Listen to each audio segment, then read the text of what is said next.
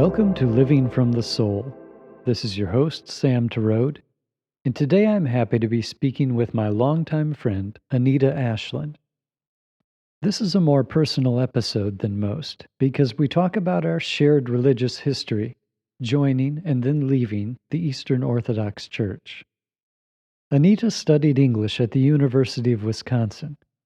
She's worked as a copywriter for many companies and has written a humor column in her hometown newspaper.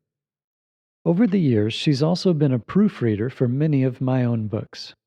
So she's someone that I trust to bounce ideas off of. One thing we've often corresponded about is the Myers-Briggs personality type indicator. And in recent years, she's become very knowledgeable about Jungian psychology and, surprisingly, astrology. Anita blogs about all these topics at her website, mysticalanalytics.com. Hey, Anita. Hey, Sam. It's been a while. Like what, 13 years? Since talking in person, yeah. It's good to see you, though, and to talk to you. Funny, of all the interviews, I think I'm most nervous about talking to you just because it's more personal. Well, we met about 20 years ago at an Eastern Orthodox church, and we both grew up Protestant and became interested in the Orthodox Church and converted. I would say I grew up fundamentalist. Were you an evangelical, or what was your background? Yeah, it's an interesting question. I was raised Lutheran with a generous side helping of charismatic influence from my mother. It was Lutheranism that I was more drawn to, the liturgical element. And then after marrying, then we veered off into different Protestant paths, which ultimately left me bored and ripe for the Orthodox picking. I remember there was a Christianity Today article, something about evangelicals joining the Orthodox Church, and that grabbed you. Yes, yeah, for sure. Yeah, I suppose maybe first we should define, for those that don't know, what Eastern Orthodox Christianity is. Do you want to take a crack at that? Sure. So one of the major branches of Christianity, the other being the Catholic Church, and the two split apart over various issues over 1,000 years ago. And it's a very Eastern influenced too, as the name Eastern Orthodoxy. It's very Middle Eastern in flavor, and I think actually had some influence from India and the Persian religions along the way. Some of that stuff made it in. I think that also made it appealing to me, the Eastern aspect, and it feels very ancient, very sacred and serious. Yeah, that was a draw for me as well, the ancient. I thought that this was the church that would be like the early church before Christianity was institutionalized, that was more closer to the roots and more community focused and more about, not being so institutional. But yeah, the whole ancient thing was certainly an appeal, and that in the 1990s, the element of American Orthodoxy, like the quote unquote convert element, there were a lot of Protestants joining the Eastern Orthodox Church. And Christianity Today did an article, I can still kind of visualize the title, that said, "Missing God at Church." Well, yeah, I was. And talked about how people were finding meaning in the Orthodox Church because of the liturgy, the incense, and the ancientness. And I was in a women's Protestant Bible study, and there was a woman there that was a member of the local mission Orthodox Church. And she had an Orthodox study Bible, and I started going to the Saturday Vespers services, and my family started to join me. So that's where it began. I didn't really read my way into the church like a lot of people do, especially a lot of men. I noticed, to read all these theology books, and I didn't even read Timothy Ware's famous book about the Orthodox Church because it bored me. I was just following. I was looking for meaning. I wasn't really looking for correct doctrine. And then just the whole ancient ethos of it really drew me in. I did read some pop books like Frederick Matthews' Green Facing East, Becoming Orthodox by Peter Gilchrist, things like that. Anthony Bloom's book, Beginning to Pray, was the one that appealed to me the most. So that's how I got drawn into it. Yeah, growing up fundamentalist, our whole emphasis was on the Bible and reading the Bible, believing in the Bible. There wasn't really much spirituality, I would say, beyond that. And then in college, when I reread the Bible more critically and immediately began to see all these contradictions, things that didn't fit together, whether it's the first chapter of Genesis, the timing of creation is completely different than the second chapter, or in the Gospels, like the timing of events around the Last Supper and the crucifixion, who was there, what they said, it's different in the different Gospels. So a lot of doubt came into my mind, and I thought, oh, how can this be reconciled? And then I thought, well, if I can't trust the Bible as infallible, maybe I can trust a church tradition as infallible. And that was the argument made by apologists for the Eastern Orthodox Church, was, oh, we have this unbroken tradition of bishops and theologians, and you can put your trust in this, basically an infallible community of believers over the centuries. Yeah, I fell hard for that as well. And I had pretty much overdosed on the Bible my first 30-ish years of life. And so I found it very nice to shift away from such a heavy biblical emphasis more to icons and, like you said, the succession of bishops and liturgy being such a heavy, much more, and also, of course, Eucharist, communion, and the sacraments being emphasized more than the Bible. Yeah, and ironically, it seemed more liberal to me at the time, theologically, than evangelicalism or Protestantism. Yeah, because they would at least often interpret the Old Testament in a very allegorical way. All of the early church fathers and such. But then certainly with the New Testament, they interpreted that very literally, and even brought in additional gospels about Mary, the mother of Jesus, her childhood, growing up in the temple, and living in the Holy of Holies. And this was taken literally by many Orthodox.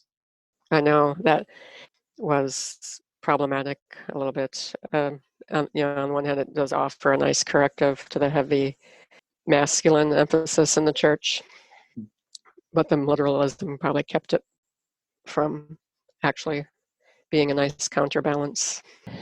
Yeah, and it is interesting how there is more of a feminine aspect perhaps than in a lot of the Protestant churches. But then one of the key things eventually me leaving the Orthodox Church was reading a book called Eunuchs for the Kingdom of Heaven. And this book talked about the views of the early church concerning women and sexuality and marriage. Oh, yeah. And just very anti-woman views, really deep in the roots and foundation. Even the idea that Mary was always a virgin her entire life, that doctrine comes from an anti-sexuality point of view. Like because sexuality is sinful, of course she had to be a virgin her entire life. Yeah, just that heaviness of, heaven forbid that a woman have engaged in sexual activity that's sinful. So yeah, very imbalanced. And I think like the Mariology that you see like in the Catholic Church is kind of that attempt to infuse the church with more healthy feminine counterbalance to the masculine. But the overemphasis on masculinity ended up being certainly a factor in my leaving the church, where you see the priest just harping way too much on modesty and women being a cause of the men lusting and that sort of thing, which I think, and that led to dramas. The priests, they were either too central of a figure because they were perceived as gurus and had so much projected upon them that way, or they're dysfunctional. It causes chaos in the parish because they're not good at their job, because they don't have proper oversight. Their boss, the bishop, has 30 other parishes or more, And then, like, I remember you and I talking way back then about how it's easy to forget that it's supposed to be all about Jesus. Right. I think, and then also I found just Christianity in general to be against the soul, which seems on the surface like that might not make sense. We'll come back to that. That's a whole subject. It is a whole subject unto itself. Your mention of modesty reminded me, how much in those days, both in my Protestant background and then in the Orthodox Church, how much mental energy and focus was on lust and trying not to lust. Oh, I know. And in the Orthodox Church, you have confession. You need to go in and tell the priest your sins. Oh, I know. Yes, that was, and I was in a situation where the priest insisted, 1-2 hour confessions with the women, but with the men it was like 10 minutes. And so just very anti-female. Wow. Take that, women are the problem in cause of lust, and if you're wearing a tank top to liturgy, oh no, that overemphasis on modesty, which is in many other Christian churches too, not just in convert to Eastern Orthodoxy. Right. But then, and then inevitably, what happens then? That shadow side has to come out. You keep repressing it, and it has to come out. The scandal of an affair, or this or that, which we see so often. Yeah, I think Oscar Wilde had it right when he said the way to get rid of temptation is to give in to it. Yeah. So when you relax and stop obsessing about lust and always searching your mind for these things, life becomes a lot easier when you reach a point where you can give that up. Yes, for sure. I totally agree. Yeah, there was a constant struggle in those years, like a burning in my mind is how I describe it, of searching after the truth and wanting to believe what I was being taught. Because I had a skeptical mind, I was always really struggling to reconcile that with the Bible or the Orthodox Church. I wanted to believe everything I was being told. But it created this constant burning in my mind. Did you feel that? Yeah.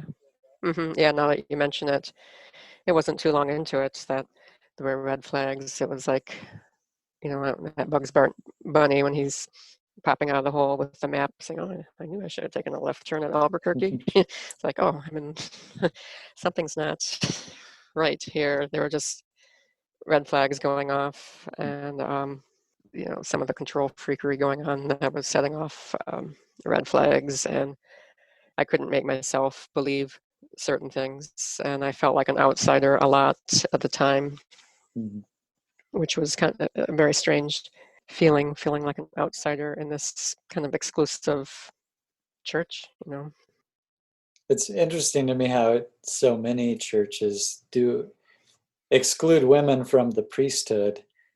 And that's fundamental to both the Catholic and Orthodox churches. Yes. It's bizarre to me because women are usually the most spiritually in tune people. So why would they be excluded from the leadership? And then they would kind of use the Mariology, sadly, as the reason not to. It's like, well, we elevate Mary, we have a high view of her, and they would actually use that to squelch everyday women from being deaconesses and priests, and that just became intolerable to me because I'm a mother of daughters, and I just can't be in a situation that denies the feminine like that. Do you think Mary was elevated because she did what she was told, in a sense? Yes, I know. Yes. Yeah, oh, absolutely. Yeah. And she wasn't elevated until like the 1950s, like in the Catholic Church, right? Is that when the doctrine of the Assumption? The Assumption, yeah. Yeah, so. That meaning the belief that she bodily ascended from earth into heaven. That's the doctrine of the Assumption. And Joseph Campbell noted how even if she was traveling at the speed of light, her body would be somewhere in Alpha Centauri right now. Yep. So it's just reemphasizing that when women are to be pristine, seen and not heard, and morally pure, that just became untenable.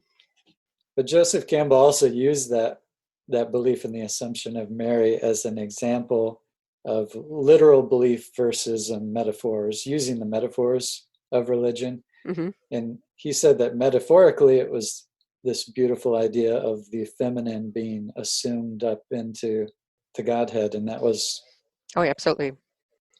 important to him. But he noted that most Catholics took it literally, as that her body was shooting up into space. Exactly, that literalism. And yeah, Carl Jung noted that too. He viewed it as an attempt to correct the imbalance of the Trinity and add a fourth, which he believed in. There should be a core Trinity, adding the feminine.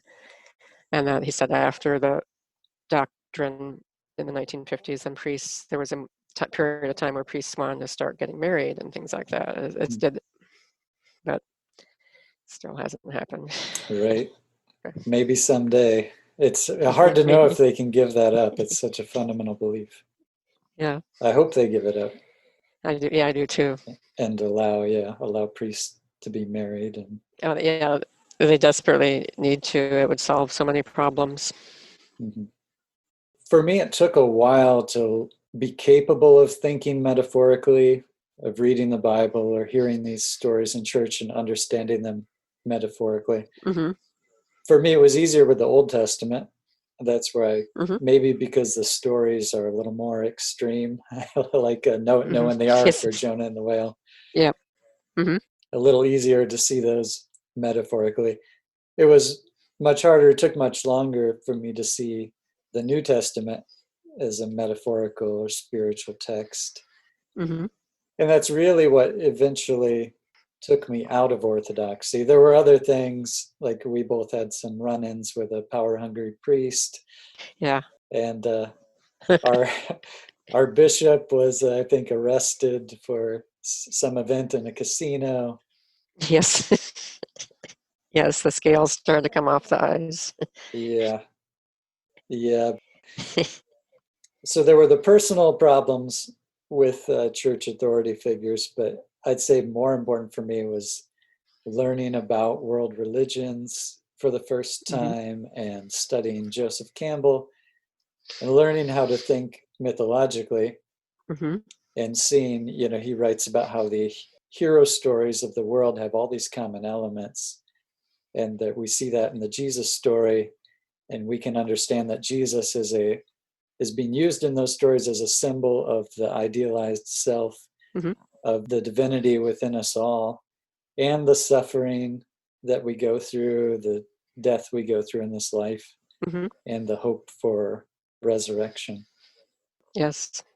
And I got there for you, Joseph Campbell and Carl Jung, for me. So it's kind of that we've been on similar tracks since then, as we left that Orthodox path and are learning to view these stories as myths, which isn't to discredit the value of the stories and to live much more symbolically. How long did it take you to be able to reach that understanding? Yeah, it took quite a while. I started when I was still Orthodox. I kind of I didn't read my way into the church, but I read my way out of it, starting with like James Hollis, a Jungian analyst, and getting more immersed into Jungian psychology. So yeah, it took a good amount of time for me to shift from that more literalism to thinking always more symbolically. So it takes a while to go through the ortho detox. Yeah. Yeah. And you said something about the lack of soul in the church. Could you expand on that? Yeah, because the Orthodox use that phrase a lot. Save your soul, and 1,000 souls around you will be saved. And then in more Protestant traditions, emphasis on being born again, that your soul is somehow always in need of like salvation, and just more anxiety involved with that. Whereas in studying Jungian wisdom, I've learned much more that it's God that wants to be born again in us, the God within us, and that we need to live from the soul, and we don't need the external mediation of a priest and sacraments to do that. So that's where it began. Yeah. And the concept of salvation, at least what I grew up with in the fundamentalist and evangelical church, the idea is that we're all sinners deserving to be tortured eternally in hell. But if we believe on Jesus, if we believe that Jesus is the Son of God, then we will be saved. Exactly. Salvation basically just meant going to heaven. And I'd say in the Orthodox Church, salvation was understood as joining the community of the church, and that group of people would go to heaven, so it was more communal rather than individual. There was also a lot of asceticism and focus on fasting and beating yourself up. Oh, yes. And somehow that was salvation. Like you save yourself by beating yourself up here on earth. Yeah, that dislike of embodiment, that's just so inherent since basically St. Paul.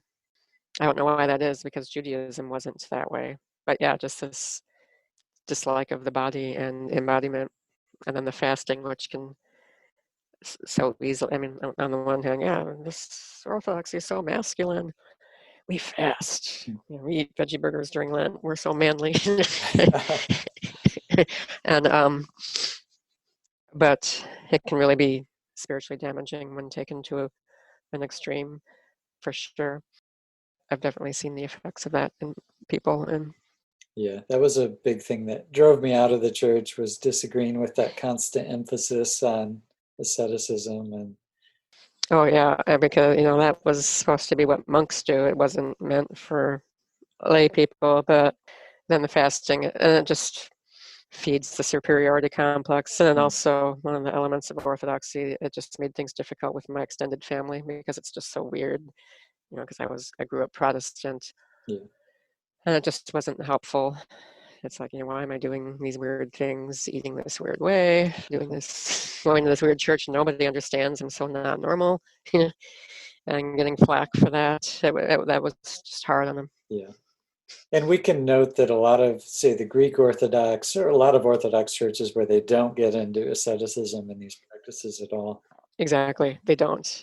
Yes, that's an important thing to know. We're focused more on the convert form of Orthodoxy, the former Protestants that enter the Orthodox Church. Would you say it's possible for someone to remain in the Orthodox Church and have a completely full spiritual life and get a lot of good out of it? Or are things like the lack of women priests just fundamental problems? I definitely think the lack of women priests are fundamental problems, but I subscribe much more to a Jungian religious but not religious approach. I think it's possible to be in a church tradition and live, this more symbolic way. I think it's more difficult in an Orthodox church, but not impossible. It's not for me to, I'm not disparaging of anybody that remains in that tradition. Any disparagement that I have is for church leadership in the Eastern Orthodox Church. It's focused exclusively on that. And so, yeah, I would say it's possible to still find meaning and to connect to your own soul within other church traditions if you're being very intentional about it. Do you have a different understanding now of what the term salvation means, or what do you think of when you hear salvation? Oh, yeah, I don't really like that term anymore, because I think more of, I don't think in salvation terms anymore. Admittedly, it took a long time after leaving Orthodox Church not to have that black cloud over my head of, I'm not going to go to hell now, or that kind of angsty feeling like that. But now I think of it as, there's the world soul. I think Emerson talks about this. There's the oversoul, the world soul, and then we're souls off of that. Astrology kind of goes into that too, that we can talk about later. That I think now religion is more important as a point of departure. It's rather than a place of arrival. The term religious but not religious, I stole that from a Jungian analyst, Jason E. Smith, who has a book by that title. It would be helpful for any Christians to read who are interested in Jungian psychology. But he says that the Buddha taught that religion becomes the vessel that we leave behind once it has helped us to reach the distant shore. It's something we aim to move beyond as we step into a place of freedom and meaning. So, yeah, so I think of much more of the inner experience now, and not the doctrines and the creeds, and more, it's the whole salvation would be much more the whole of our being in relationship to each other and ourselves and the universe, and not like, oh, I'm awful and I need to be saved. That's just thinking much too small. That diminishes us. It does not enlarge us. I prefer focusing on enlargement at this stage of life rather than on diminishment. Great. But at the same time, like a spiritual but not religious approach is problematic, where it leaves you can leave you much more at sea. You don't have anything to check yourself or to check your ego, and it can diminish some of the difficulties you do have to go through. So I'm not a spiritual but not religious person, because you do have to have something to help check your inflation and your superiority complexes, and that there is an importance to having a connection to different religious wisdom teachings. Otherwise, you don't have any rigor at all. So, is it hard to be kind of spiritually homeless in a way, or it can be. Or is it actually just preferable to be what they call a smorgasbord? Or Yeah, exactly. Yeah, it can be difficult sometimes, because it's so easy to have the crutch of maybe a church community. It can be nice to have an easy label to describe yourself, which I never seem to have. There's a lot of freedom in being able to read through all the ancient wisdom books and look at all the religions and see what resonates with me, what doesn't. Absolutely, exactly. Yep. Where there was much more angst before in trying to fit myself to one belief system. For sure. Yeah, like Jason Smith says that religious institutions should not be seen as repositories of truth, but instead as opportunities for the individual's own experiments with truth. And I'm very much the experiments with truth. Like you said, like reading, like I love your edition, the Tao Te Ching, reading from that, or reading Marcus Aurelius, reading James Hillman. Yeah, the smorgasbord, just going with what resonates with my soul. Yeah. At this stage of life, there's not time to waste, rather than about adopting a set of beliefs that you have to intellectually assent to. Much more focus on the numinous and experiencing the transcendence of life, rather than just trying to understand it. And then I like what Joseph Campbell says about ritual, about how it's to concentrate your mind on the implications of what you are. So religious but not religious life does include ritual, whichever rituals resonate with you, and it helps you become more conscious, breaks up the autopilot that we can get caught up into. And Jung said that ritual is a form of mental hygiene. Like for him, he had the Red Book, where that was an outlet for like all his psychic energies right before and during World War I. So yeah, so there's still a place for ritual in this kind of life as well, without having to go to a liturgy and not having to limit yourself to the Bible. So journaling is an example of a ritual. Yep. Oh, sure, for sure. Yeah, journaling, keeping a dream journal, meditation, loving kindness meditation, all the different forms of meditation, active imagination would be another one. So yeah, there's many different things that would constitute that. And I know you actually see a Jungian analyst. Oh, yeah. How does that differ from Freudianism or other types of therapy? Yeah, that's a perfect question there. So in analysis, you aren't in treatment, and you're not there because something's wrong with you and you need something fixed. It's not about diagnoses. It's much more about soul history than it is about case history. Not that you never talk about childhood baggage, but your soul sets the agenda for the sessions. So, when I'm in a session, whatever, like dreams I've recently had, and then so you end up talking, it's like if I haven't dreamed about somebody I haven't talked to in 30 years, it's like, okay, I gotta sit here and talk about this person I knew 30 years ago. It could seem tedious, but then you're exploring, okay, what inner dynamic does that correlate to you in your life? What is your soul trying to say? So it's much more like that. I love how James Hillman said, people don't come to therapy for healing so much as for blessing, to have their broken parts blessed. And that's the essence of what analysis is about. That's neat. When you hear the word soul, what does that mean to you, or how would you express the meaning of that word soul? My best way is to explain it is to contrast it with spirit. James Hillman has a brilliant essay called Peaks and Veils, where he says that spirit focuses on growth and a place in the world, and it seeks transcendence and brings discernment, whereas in contrast, the soul needs a sense of home and it loves attachment. And he says Christianity is all about spirit and not soul. He actually counted up all the words in the New Testament for soul, psyche, and much smaller number than the word pneuma, the Greek word spirit. The New Testament spirit is mentioned far more often.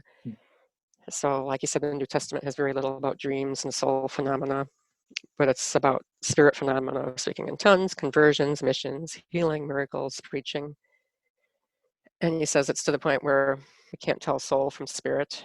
He says the soul, as the middle ground between body and spirit, got squeezed out, and with it went all the richness of what Christianism called paganism.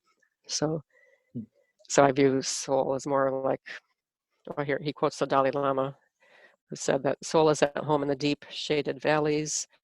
Heavy torpid flowers saturated with black grow there. The rivers flow like warm syrup. They empty into huge oceans of soul. Spirit is a land of high white peaks and glittering jewel-like lakes and flowers. Life is sparse, and sounds travel great distances. And then talks about how Jung helps restore soul as a primary experience. So I would say my Orthodox years and the years prior to that were my spirit years, and these now are my soul years. Like more in the lushness of the valley. Soul is what helps us turn events into experiences, and it's a much more lunar way of living than a solar way, to use kind of astrological symbols there. It's not focused on that heroic journey of the growth of the going up the mountaintop. Yep, I'm getting better, I'm getting stronger, I'm growing. Soul is acknowledges that life is much more circular, and so that's my roundabout way of trying to explain it. It's hard to define soul. Yeah. It's a hard thing to explain, but I've never heard spirit and soul distinguished in that way, so that's interesting. I guess I've always thought of it as spirit being like an energy emanating from soul, from the collective soul, or each person's individual soul. I think of spirit as something that I feel energetically. Like when my spirit is raised. Yeah, it's difficult to put into words. It is. And spirit's important. It's the balance that's needed. And I would say I rarely felt spirit. During my Christian years, it was much more of an intellectual thing for me. I've always Oh, sure. trying to learn about the doctrines and believe them, learn apologetics and how to defend them. And I actually have a lot more respect now for the charismatic groups, the groups focused on singing and ecstatic prayer, and even speaking in tongues. That actually makes more sense to me now as being in touch with spirit. Yeah, I agree. It is a nice contrast to the more stultified, grinding through divine liturgy type of atmosphere, for sure. Joseph Campbell was very influenced by Jung, so pretty much anything I know about Jung is through Joseph Campbell. Whenever I tried to read Jung's works, I tend to get bogged down or give up. So what have you in particular gotten out of Jung? Oh, yeah, having that emphasis on soul and on understanding others. It's a lot easier to read like James Hollis or James Hillman than Jung directly, because Jung only wrote one book for lay people. His other books were written for more academic types, so that's why it's hard for people. But I like how Jung said that the academics aren't really actually interested in his works. He found out that it's like regular people and even poor people were the ones that were most interested in his work. That certainly just describes me because I'm not a psychologist. And I've kind of fell backwards into Jungian psychology after finding my most recent foray into Christianity, which was orthodoxy, to be ultimately unsatisfying. So studying Jungian wisdom has helped me restore my connection to my soul, and also his typology system. He wrote his book Psychological Types in 1920 after his break with Freud. He and Freud had a fight after working together, and he became interested in Taoism and the reconciliation of opposites, and he created his typology system, which Myers-Briggs springs from that. And it's all about understanding the opposites in each other and how to get along with people. And then, because a lot of people might think that typology, it's slapping a label on people, it's reducing people to just 4 letters. That's a bunch of crap. But Jung's close associate, Marie-Louise von Franz, is the one who really developed his typology. And she said that the reason Hitler was able to rise to power was through the inferior function of the citizens.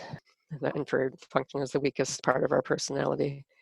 It's our inferior function that adds to the collective evil of the world, and that's just a totally mind-blowing concept when I first read it. It's like we need to work on ourselves and to learn about our weak areas so that we're not contributing to the society's shadow. So that's been very important. Yeah. Do you want to give a little overview of the Myers-Briggs personality types, which you just mentioned? Yeah, so Jung developed the 4 functions based from like the Stoic temperament system and the astrological one of the 4 elements: air, earth, water, and fire.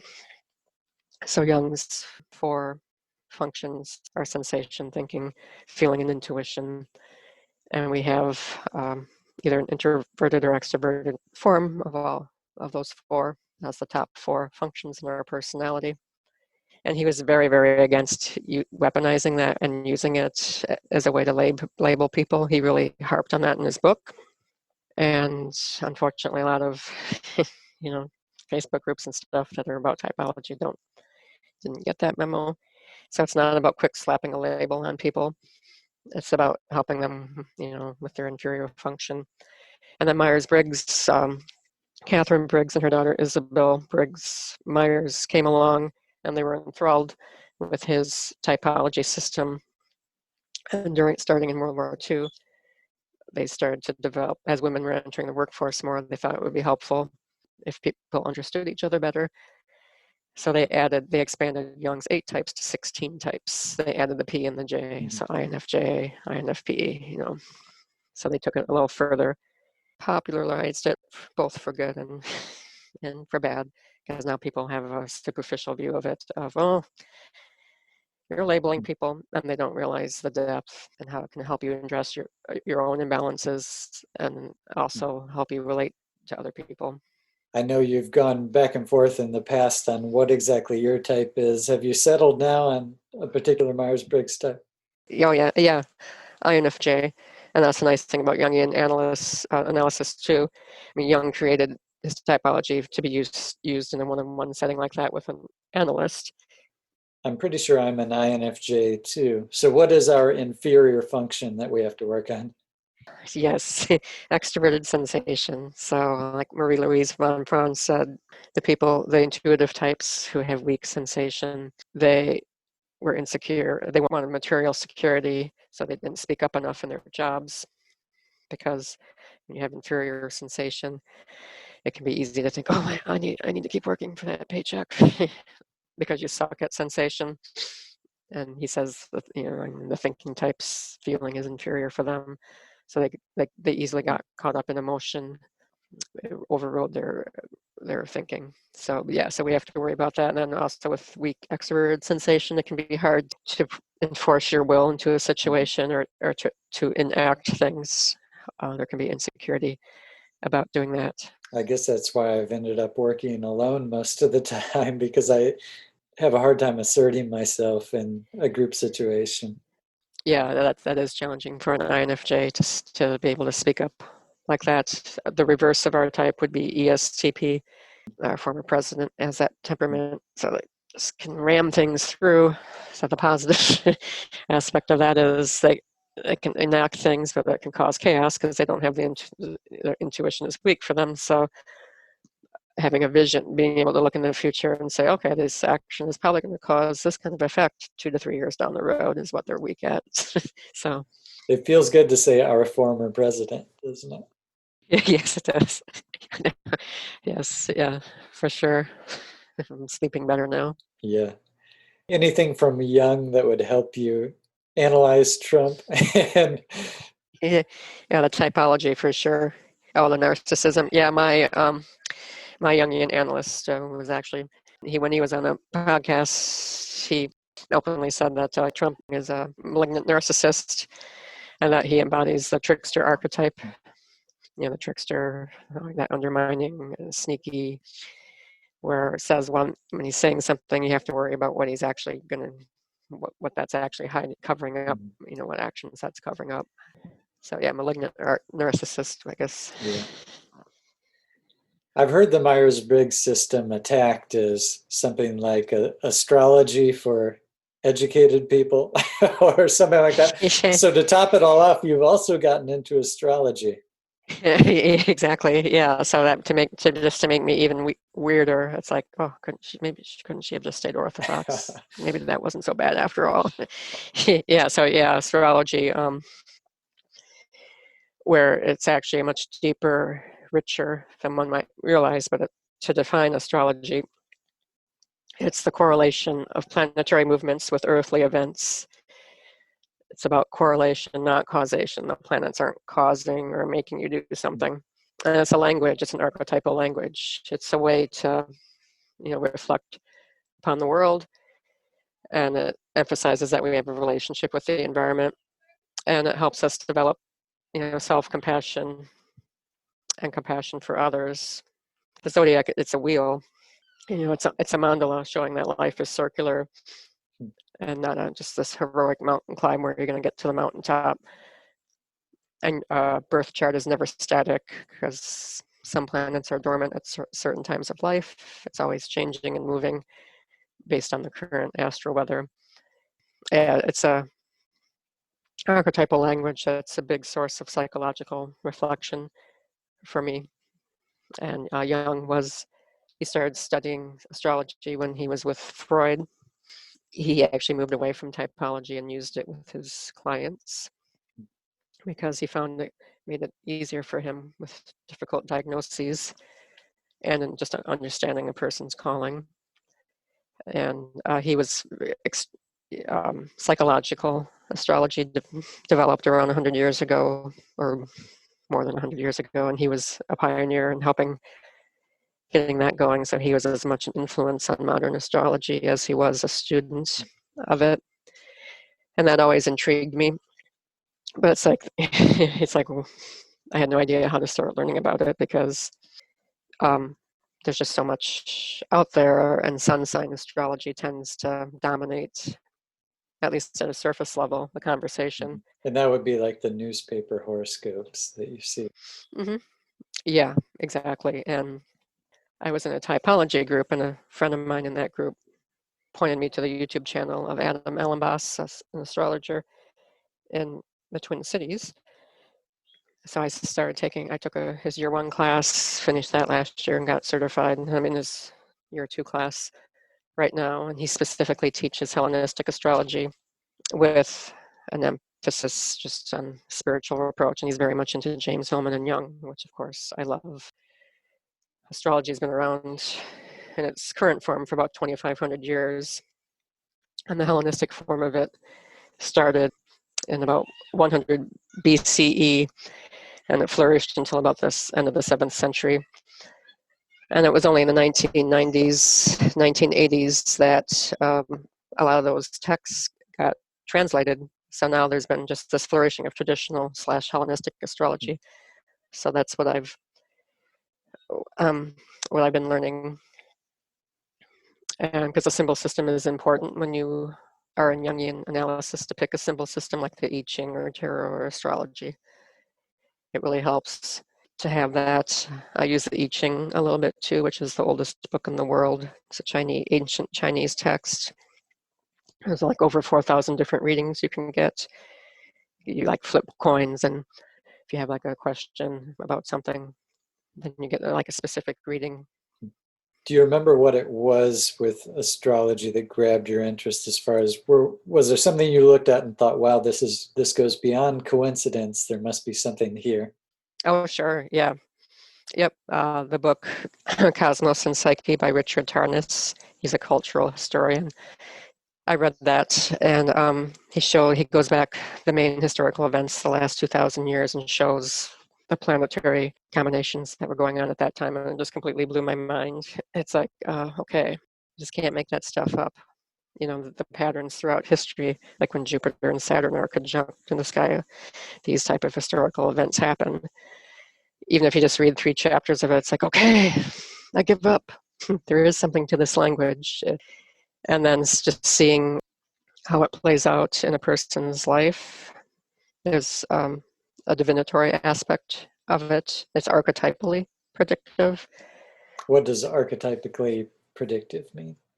There's a spectrum that, if somebody's having Jupiter or having Saturn and Pluto in the second house of finances, there's like a spectrum of things that can happen. It's like, okay, you might have in these next 2 to 3 years some constraint in your financial situation or in other resources that support you, like therapy or the other resources you rely on in your daily life that might pop up. It's not going to specifically say, on February 2nd, you're going to go bankrupt. It's not going to be specific like that. It's going to be it'll be more archetypal. But it can also then speak to personality and temperament. You can actually interpret a chart completely psychologically. It doesn't have to be predictive, and that's what Jung, over 100 years ago, and Alan Leo and others developed psychological astrology. And I love, love, love psychological astrology. So my chassis is Hellenistic, but I weave in a lot of the psychological astrology, especially from England, where it flourishes, the center of psychological astrology and other sources. It can tell you just a lot about your own personal psychology. You can look at the chart and you can see your parents in your chart. You can see your siblings. A chart's divided up into 12 areas of life.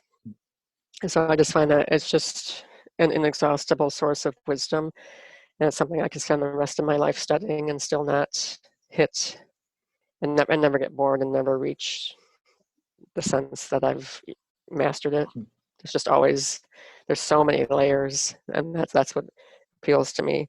Just layer after layer after layer, and it just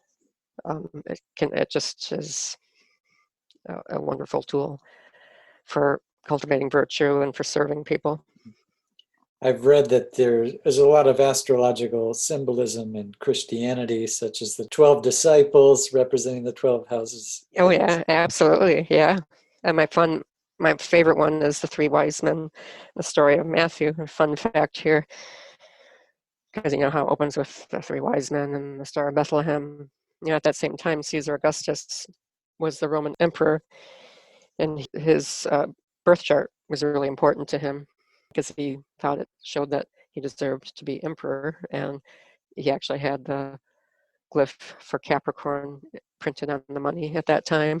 So there's a theory that's why the book of Matthew opens with the 3 wise men story, to kind of show that, see, there's astrological importance to Jesus too. And there's an astrologer that recently said that he wants to make a t-shirt that says astrologers literally found Jesus.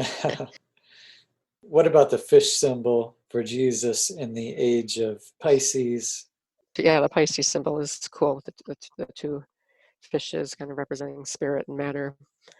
I mean, the age of Aquarius is interesting. It's not really so much an actual astrological phenomena from what I can tell, but there's some that probably think so, and that's fine. And it's interesting that only 1% of astrologers identify as atheist. You can't really seriously study and practice astrology and think that there's no divine source of some kind. It's just not really possible. Uh-huh. It's definitely finding meaning in the universe in a particular way. Absolutely. Where an atheist would say, oh, it's all chance and chaos. Yeah, it shows underlying patterns of meaning and purpose in our lives. And I think that makes astrology reconcilable with Christianity. I don't think Christianity and astrology are mutually exclusive at all. And I think, divination implies the existence of the divine. And the planets were, they were created, in Christian belief, created by God, and it's a natural phenomena. And it's part of the natural world, and it helps us to see that we're part of a much bigger picture. It's not just all about us. And just the fact that it helps us cultivate virtue, I think that all coincides very nicely with Christianity. And it's interesting that a lot of young people embrace astrology. I think 20% of young people have the CoStar astrology app on their phone. 50% of young people say that they think astrology is a legit thing compared to 20% of older people. And it's just always interesting to see where the energies of the young people are, whether it's politics, astrology, or anything else. I always like to know what they're thinking and what they're up to. And so on Astro Twitter, it's full of young people, whereas I'm kind of an anomaly getting into it later in life. So it's cool. I'd say I'm still pretty skeptical. I think it's hard to get over the idea of the planets and stars having some effect or even correlation with our lives. But I do, even from a skeptical perspective, I see it as a way of finding meaning and creating stories. And it's highly creative, highly intuitive. And people are creating stories that interact with their lives, that give meaning to their lives. Yeah. But then maybe there is something to it. Like you said, you posted some interesting things about Trump and the coup attempt the other week when there were certain astrological things going on. Oh, absolutely. Do you remember what that was? Yeah, just that whole Jupiter, the great conjunction of Jupiter and Saturn happened in late December. And then Mars was in the mix. So yeah, the peak energy of that was like on January 6th. And also Inauguration Day when we had 25,000 military present. And yeah, if you read just a few chapters of Cosmos and Psyche, he just describes so many events that correlate to things like that it's just hard to deny. And then a really cool fun fact is there's a chart called the Thema Mundi, the chart of the beginning of the world that ancient astrologers used as a teaching tool, where each planet is in its sign where it is in its home sign or its sign where it's the most comfortable. So then an astrologer not long ago thought, I wonder if there's a chart out there that's the reverse of that, where each planet is in its most sign that's the most difficult for them. And lo and behold, February 14, 33 CE at 2:18 p.m. I find that really mind-blowing. Crucifixion. So it's 33 CE. This is the only time going back at least 3,000 years where we've had a chart where each planet is in its most unpleasant place to be in the chart. It's like, whoa. That's extremely thought-provoking because we just haven't had a chart like that since. It's like that just can't be a coincidence. And whether one believes in the literal crucifixion or not, that points to something significant. So, but yeah, I think even skeptics should know their sun, moon, and rising sign, because I think a lot of people are dismissive of astrology because they think, oh, I'm an Aries sun. I'm nothing like the stereotypes of Aries. And it's like, yeah, because your rising sign is probably not Aries, or somebody with a Libra sun is like, I'm nothing like a Libra. Like, well, maybe their their rising sign is Aries with Mars there and Venus in the 6th house. It's like, okay, yeah, you're not going to feel like a Libra because horoscopes are written from the perspective of your rising sign. So I think if everybody just checked out their sun, moon, and rising and read or listened to their rising sign horoscopes, I think it would open their mind a little bit more, and also know the sun, moon, and rising of like your close relatives, kids, friends, or whatever. That would be a good step, and also helping with that disbelief, because I think people that dismiss astrology haven't spent more than maybe a minute thinking about it. When it's just this really deep thousands year. The people back in the ancient times were like the string theorists of their time. They were just geniuses, tracking very painstakingly the correlations. Okay, Jupiter's here and this is what's happening. This person was born in, and just meticulously documenting all that. Really the beginning of science. Science and astrology were the same thing. Yeah, they were. Yeah, astronomers and astrologers worked together. It was astronomers that I think came up with the zodiac wheel. So yeah, it just can't be dismissed with, oh, it's a bunch of crap. Look beyond the newspaper horoscope, and I think you'd be pleasantly surprised. So even being skeptical, I've gotten a birth chart reading a couple times from a very intuitive astrologer, and one in particular, I came away thinking, wow, that was more accurate than Myers-Briggs, I would say, in describing. It is. Yeah, I think Myers-Briggs is great, but if I had my choice, I would just look at the person's chart. And it's more illuminating, especially because it shows you the other people in their life too. Are you doing chart readings for people now? Yeah. So anybody who is curious about their sun and moon rising, they can certainly contact me, and I'd be happy to help explain it to them in a way that's easy to understand. Great. What's the best way to get a hold of you, or the best social media site to follow? Instagram is where I'm the most active on social media, so it's just type in my name and you'll find me. It's Anita.Ashland is what my account is under, and I post twice a day. Every morning I post something Jungian, and every evening something astrology related. Sunday mornings I post kind of a Jungian religious kind of thing. And then my website is mysticalanalytics.com, is where I write about typology and astrology. And then you can contact me through that website if you want to schedule a reading or if you have any questions. So. Great. Well, it's been great catching up, Anita, and talking with you. Yeah, it was an honor, and I've been a fan of, your friend for so many years. Where I can talk politics, philosophy, and Packers with you. Yeah. And I've loved your books over the years. So it was truly my honor to be here.